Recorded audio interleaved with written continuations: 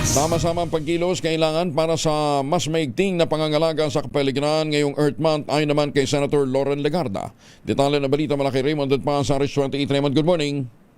Matinding hamon ang naghihintay para sa lahat. Gobyerno, institusyon at komunidad para sa pagharap sa mga problema ng bansa sa klima at enerhiya kasabay ng pagdiriwang ng Earth Month ngayong buwan ng Abril.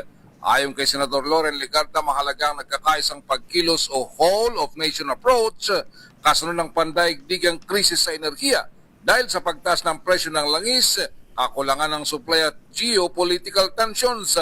Para kay Legarda, nagpapabigat ito sa gastusin ng pamilyang Pilipino, nagpapataas sa singil sa kuryente at pamasahe, ganun din ang presyo ng pagkain at iba pang bilihin. Sabi ng senador, kapag tumaas ang halaga ng enerhiya ay susunod lahat mula pagkain hanggang sa uri ng ating pamumuhay.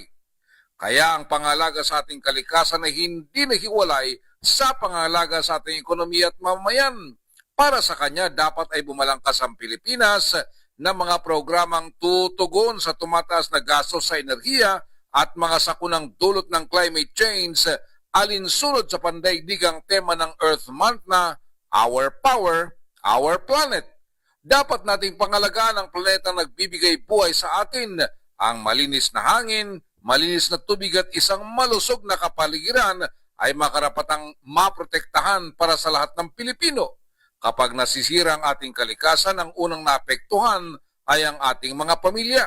Si Legarda ay pangunahing mayakda ng mga batas para sa pangalaga sa kalikasan.